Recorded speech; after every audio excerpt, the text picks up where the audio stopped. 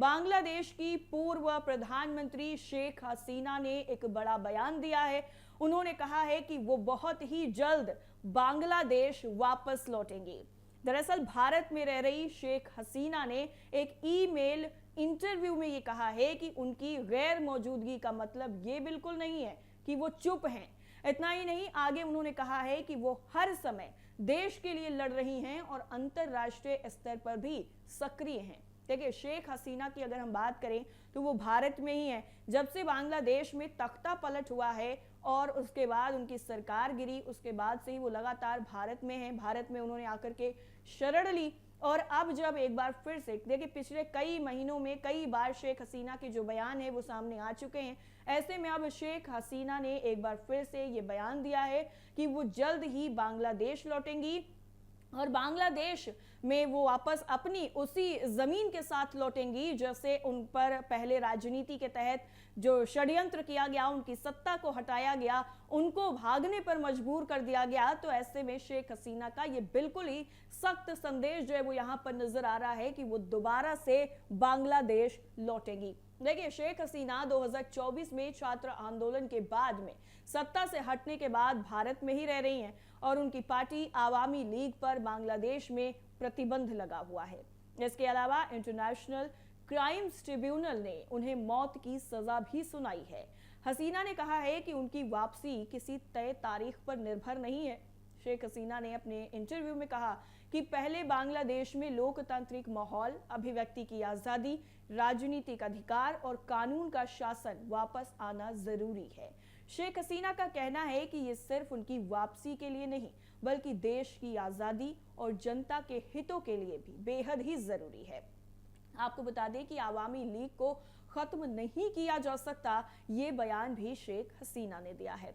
शेख हसीना ने कहा है कि उन पर 19 बार जानलेवा हमले हो चुके हैं लेकिन वो कभी नहीं रुकी। आवामी लीग पर लगे बैन को लेकर उन्होंने कहा है कि ये जनता की पार्टी है और इसे किसी कागजी आदेश से खत्म नहीं किया जा सकता। शेख हसीना का यह भी कहना है कि अगर आवामी लीग को बैन करके खत्म किया जा सकता तो बांग्लादेश का जन्म ही नहीं होता। शेख हसीना के ये जो सख्त तेवर है वो साफ तौर पर बताते हैं कि वो आने वाले कुछ वक्त में बांग्लादेश को लेकर कोई बड़ा फैसला ले सकती हैं या वहां वापस जाने का या फिर कोई और रणनीति बना सकती हैं। देखिए, शेख हसीना का जो बयान सामने आया है उसमें साफ तौर पर ये कह रही हैं कि लाखों समर्थक और हजारों नेता आज भी बांग्लादेश में पार्टी के साथ खड़े हैं। उनका दावा है कि सरकार आवामी लीग से डरती है, इसलिए पार्टी पर रोक लगाई गई है। पार्टी में बदलाव और शेख हसीना के बिना आवामी लीग के मुद्दे पर उन्होंने कहा कि पार्टी लोकतांत्रिक तरीके से चलती है। अगर किसी नेता पर आरोप लगते हैं तो पार्टी खुद कार्रवाई करती है, लेकिन शेख हसीना ने कहा कि विरोधियों की साजिश के दबाव में पार्टी नहीं टूटेगी। इसके साथ ही मोहम्मद यूनुस पर भी शेख हसीना ने बेहद ही गंभीर आरोप लगाए हैं। शेख हसीना ने अंतरिम सरकार के प्रमुख मोहम्मद यूनुस पर बेहद ही गंभीर आरोप लगाकर के सनसनी मचाई है। उन्होंने कहा है कि यूनुस सरकार ने आवामी लीग नेताओं और समर्थकों के खिलाफ राजनीतिक नरसंहार चलाया। उनके मुताबिक करीब 600 नेताओं और कार्यकर्ताओं की हत्या हुई और 1.5 लाख से ज्यादा लोगों को झूठे मामलों में गिरफ्तार किया गया। इसके साथ ही शेख हसीना ने आगे ये कहा कि कई लोगों को जान बचाने के लिए देश छोड़ना पड़ा। आगे वो अपने बयान में ये कहती हैं अपने इंटरव्यू में कि जैसे ही बांग्लादेश में सामान्य लोकतांत्रिक माहौल बनेगा, सभी नेता वापस लौटेंगे। अर्थव्यवस्था को लेकर शेख हसीना ने यह दावा किया है कि उनके शासन में बांग्लादेश तेजी से आगे बढ़ रहा था। पद्म ब्रिज, रूपपुर परमाणु परियोजना और माता रबाड़ी बंदरगाह जैसे बड़े प्रोजेक्ट का उन्होंने जिक्र किया और इसके साथ ही आरोप भी लगाया कि मौजूदा सरकार ने अर्थव्यवस्था को पूरी तरह से संकट में डाल दिया है। इसके साथ ही भारत बांग्लादेश संबंधों का भी शेख हसीना ने जिक्र किया है।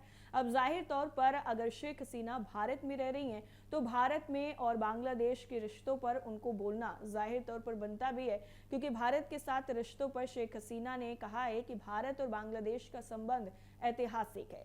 भारत सिर्फ हमारा पड़ोसी देश ही नहीं है बल्कि बांग्लादेश की आज़ादी की लड़ाई में उसका योगदान भी बहुत बड़ा रहा है। लेकिन हमारे देश में लंबे समय से कुछ राजनीतिक और कट्टरपंथी समूह भारत विरोधी बातें करके राजनीति करते रहे हैं। मोहम्मद यूनुस की अंतरिम सरकार ने भी यही किया।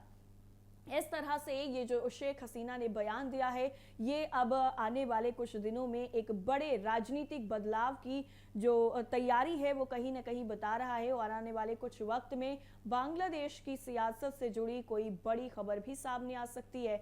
इसके साथ ही साथ बांग्लादेश को लेकर के शेख हसीना कुछ ना कुछ प्लान जरूर कर रही हैं, इस बात से इनकार बिल्कुल भी नहीं किया जा सकता है, क्योंकि पिछले कई महीनों में लगातार जिस तरह से बयान सामने आए हैं शेख हसीना के, वो साफ तौर पर ये बता रहे हैं कि इस बार बांग्लादेश में जो राजनीति में वापसी है शेख हसीना की, वो काफी धमाकेदार होने वाली है। देखिए, शेख हसीना की अगर हम बात करें, जिस तरह से उन्होंने राजनीति को संभाला, उन्होंने अपने पिता की विरासत को संभाला और बांग्लादेश को संभाला, और उनके साथ सत्ता से उन्हें बेदखल करने के लिए जो कहीं ना कहीं साजिश रची गई, वो साजिश पूरी दुनिया के सामने आई और उसमें शेख हसीना को सत्ता से बेदखल होना पड़ा, उन्हें सत्ता छोड़नी पड़ी और भारत में आकर के उन्हें शरण लेनी पड़ी। अब शेख हसीना भारत में रहकर बांग्लादेश को लेकर के कुछ ना कुछ बड़ा प्लान कर रही हैं और अब आने वाले दिनों में इसका असर बांग्लादेश की राजनीति पर भी सीधे तौर पर देखने को मिलेगा। देखिए, बांग्लादेश में अगर हम पूर्व प्रधानमंत्री शेख हसीना की दोबारा से बात करें, तो जिस तरह से अभी उनके जो बयान है वो नज़र आ रहे हैं, वो ये सीधा सीधा दिखा रहे हैं कि शेख हसीना जो है वो पूरी तरीके से अब तैयारी कर चुकी हैं और सीधा उन्होंने कहा है कि देखिए, हम खामोश हैं तो इसका मतलब ये नहीं है कि हम बिल्कुल डरे हुए हैं, ऐसा बिल्कुल भी नहीं है। अगर हम खामोश हैं और हम कुछ बोल नहीं रहे हैं तो आप इसका गलत मतलब ना निकालिए।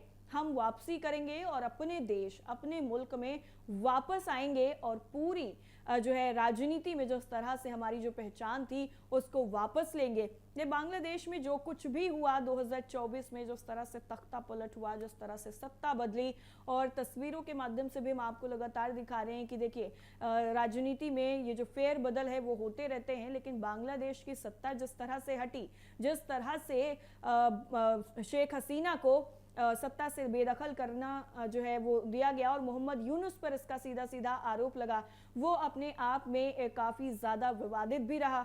और जब मोहम्मद यूनुस जो है अंतरिम सरकार के प्रमुख बने तो उसके बाद उन पर भी कई तरीके के जो गंभीर आरोप हैं वो लगते हुए नजर आए।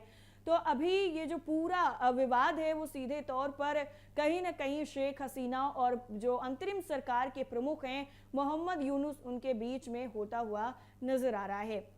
देखिए, हसीना ने सीधा सीधा जब ये कह दिया है कि वो जल्द ही बांग्लादेश लौटेंगी, अपने देश लौटेंगी और अपने देश में आकर के वो दोबारा से अपनी राजनीति की पारी जो है वो शुरू करेंगी।